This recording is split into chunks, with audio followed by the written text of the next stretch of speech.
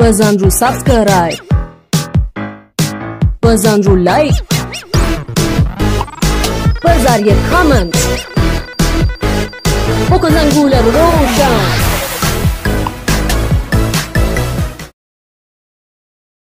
سلام بالا میسترا، خوبین؟ خوش اومدین به بالاخره پارت آخر اتفاقات روانشناختی زن و مرد. خوبی خانم تراپیست؟ سلام، احوال شما؟ حالتون چطوره؟ مدل موات عوض کردی. فکر کردی من نمیفهمم. آره آقا شکور، خوشحالم بالاخره جزئی نگر شدی. آره خوشحالم بالاخره دیگه بعد این همه همنشینی با یکی مثل شما، فمینیستی مثل شما که هی بیا تو مخ من فرو بکنه زن اینجوریه مرد اونجوریه، دیگه بالاخره آدم یه ذره شبیه زنم میشه دیگه. عجب. بعد مگه من به شما توجه کردم؟ نه خیلی ممنون از شما. آره اصلا این همه برنامه داریم میسازیم که مردا زنا رو بیشتر درک بکنن دیگه. مگه بده؟ نه اگه شما رو بد اومد؟ نه اصلا اینطور نیست. کیف کردی؟ بله. شما نمیخوایی هیچ وقت از من تعریف بکنی؟ شما امروز بی‌نظیری. خوشتیپ شدی، این موهای تو امروز قشنگ شد. چرا خیلی خوشگلی. قشنگه؟ مردم من درسته پاس کله ندارم ولی دور و بر کله که دارم.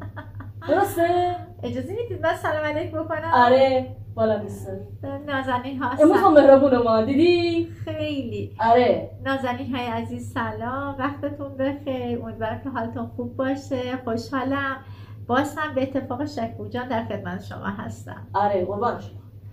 آقا شکور، بله اصلا شما نباشید اصلا این برنامه جذابیت نداره. میدونم خانم، کلا همه جذابیت این برنامه به بنده است. خدا رو شکر. وگرنه شما فکر کن اینجا تک تنها میشستی مطالب روانشناسی میگفتی مردم زیر پست شما فوش می‌نوشتن. این چه جذابیتی داره؟ چون من هستم نگاه میکنه دیگه مگه نه بلا نیست. درصد. خب دیگه پرحرفی نکن دیگه. من سه بار نگفتم من گیره مردم کله من داغه. سه بار نگفتم که برنامه رو الگی طولانی نکن. ببخشید. آفرین. خب خیلی ممنون.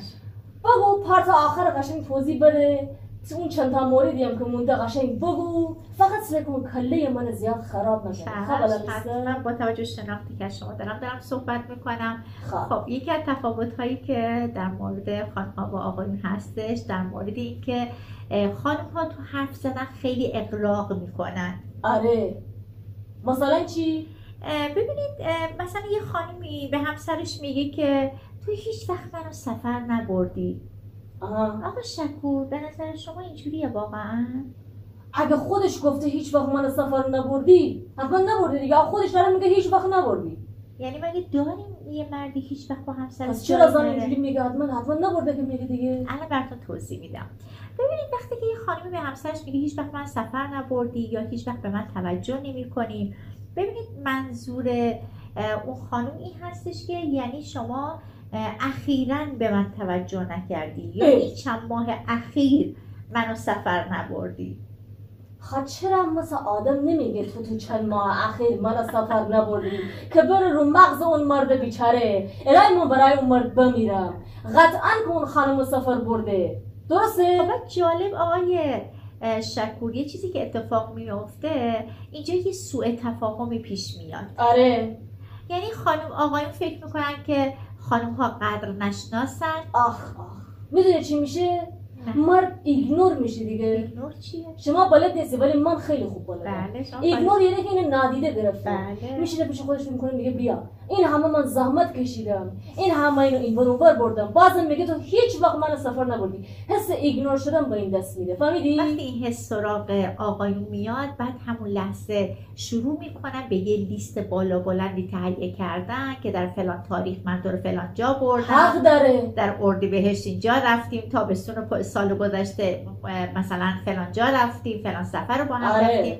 ببینید در حالی که منظور خانم این هستش که جدیدن منو سفر نبردید، اخیراً به من توجه نکردید. ولی من هنوز رو حرف من هستم. به نظر من زن خیلی واضح میتونه بگه آقا تو اخیراً منو سفر نبردی. مثلا وضعیت چی آقا؟ میایم ما یه دونه فرهنگنامه ده خدا چاپ بکنیم، یه منتشر بکنیم به همه خانم‌ها، یه دور بفرستیم اینا اول حرف زدن یاد بگیرن. آقا مگه کلاس فن بیان نیست؟ چرا؟ ها؟ حداقل کم دور رو مغز مردا نیست؟ آقا این مردای بدبخت چه گناهی کرده آقاش باید تفسیر بکنن، تحلیل بکنن. الهی من اینا رو ببینم. پیشنهاد خوبیه. آره. خب بریم رو تفاوت‌های بعدی. آره بریم. بعدی چیه؟ اینکه خانم ها بیان غیر صریح دارن آقا شکور. غیر صریح؟ یعنی تو لفافه حرف میزنن. لفافه؟ یه مثال برات بزنم. بزن. ببینید مثلا یه خانمی بغل همسرش نشسته و توضیح میده که آره فلان دوستم در فلان تاریخ به مناسبت سالگرد ازدواجشون مثلا رفتن فلان سفر، مثلا رفتن کیش، خیلی بهشون خوش گذشته. بله خیلی بهشون خوش گذشته، کلی خرید کردن، کلی همسرش براش هدیه گرفته. شما فکر میکنید که خانمه برای چی اینو برای شوهرش تعریف میکنه؟ داره خاطر میده دیگه. نه آقای شکور. چی پس؟ مگه ما بیکار بشیم یا خاطر تعریف کنیم؟ الان تفسیر داره. آره 100%. الله اکبر، خدا دسته ایزدانا. تفسیرش چیه؟ یعنی میخواد بگی که منم دلم میخواد شما هم این کار برای من انجام بدید. آقا شکر نکنید. چرا مثل آدم نمیگه بله میستر آقایی منو ببر سفر؟ عیب داره مستقیم بگه؟ نه عیب نداره. اتفاقا ما به خاطر که این سوء تفاهم ها پیش نیاد ما اینا رو داریم میگیم که از این به بعد خانم ها هم شفاف، صریح، واضح حرفاشون به همسراشون بگن. آره دیگه آقا شفاف بگو دیگه بالا میسته. چرا مقایسه؟ عیب نیست. این مردای بدبخت الان دوباره باید یاد بگیره خیلی خانمی اومد به من گفت دوست من فلان کارو کرد، یعنی منم باید بکنم. آره منم یعنی انتظار از شما دارم. خیلی خوب. خیلی خوب. اینا فهمیدی. اجازه امر دیگه، فرمایش دیگه. خواهش میکنم. تفاوت در حافظه زنها و مردها. در به یاد آوردن خاطرات. شما چی فکر میکنید؟ خانم من به نظر شما روانشناسم هدف از من میپرسی؟ من درسشو خوندم که از من میپرسی خانم. با شما مگه نیست؟ چرا میخندی با من؟ ببخشیدم. دفعه آخر تو باشه. چشم عذرخواهی میکنم دیگه شما نمیپرسم. ببینید خانم ها معمولا خاطرات رو با جزئیات احساسی و عاطفی به مغزشون میسپرن به حافظشون و موقعی که میخوان یادآوری بکنن با همون جزئیات و همون حالت احساسی بیانش میکنن. اما آقایون کلن به شکل یک رویکرد کلی و مهم یادآوری میشه. یعنی چی؟ یه مثال بزن قشنگ من توضیح بدید. مثلا شما فکر کنید یه زن شوهری با هم دیگه نشستن، خانم به همسرش میگه شما یادته 5 سال پیش؟ 5 سال پیش؟ بله عقب‌ترم تازه هست. 5 سال پیش مثلا داداشت فلان روز در فلان ساعت با فلان لحن خیلی بدی با من حرف زد. بعد آقای میگه نه خانم من چیزی یادم نمیاد در مورد لحنی که برادر من با شما صحبت کرد الان چیزی در ذهنم نیست، اما به طور کلی یادمه که چند سال قبل شما با برادرم یه درگیری داشتید. اتفاق کلی یادش میاد ولی اون لحن و مثلا اینا رو یادش نیست. درسته؟ تون صدا اینا یادش نمیاد. میدونی من با چه نتیجه رسیدم؟ بله. با نظر من یعنی این خلقت ها حافظه خانوما به نظر من 3000 ترابایته، حافظه مردا 3 کیلوبایت. موافقی؟ جرئت ندارم چیزی بگم. بله آفرین. خوشم میاد مرد سالاری و تایید میکنی. خوشم میاد. خب حالا اتفاقی که اینجا میفته چیه؟ یعنی سوء تفاهمی که پیش میاد. مثلا خانم فکر میکنه که من حتما برای همسرم مهم نیستم که این اتفاق یادش نمیاد. بله از این فکر میکنن. ولی آقا هم فکر میکنه که چقدر این آدم تو گذشته غرق شده، چقدر این آدم چقدر حساسه، چقدر پیازداغ قضیه رو آفرین. چقدر پیازداغ قضیه رو داره زیاد میکنه، در حالی که آقا شکور این چیه؟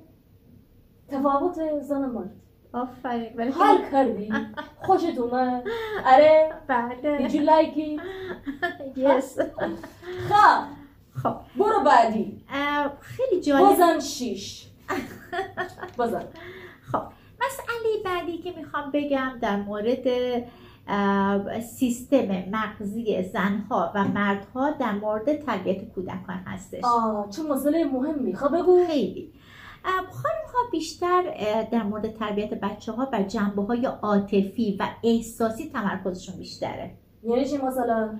به عنوان مثلا خیلی دلشون میخواد که بچه‌ها یاد بگیرن چجوری با استرسشون، چجوری با اضطراب‌هاشون، چجوری با ترس‌هاشون مقابله بکنن. این چیزا رو یاد بگیرن. بله. ولی آقایون تقریبا رو یادگیری قوانین آقا شکور خیلی تاکید دارن.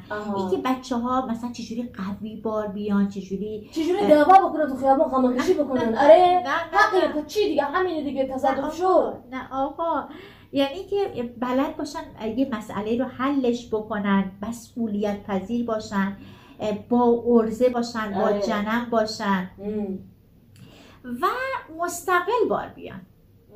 الان که شما تعریف کردم که آره میدونم، تعریف که نبود، تفاوت بود دیگه. به نظر من بچه میدونی به دوتاش نیاز داره. قبول داری؟ کاملا این دوتا اصلا با هم دیگه تکمیل کننده است. و جالب اینه که آقا شکور بازیایی که میدونید که مامانا و باباها با بچه‌ها انجام میدن دوستان کاملا متفاوته. آقا شکور چه جالب.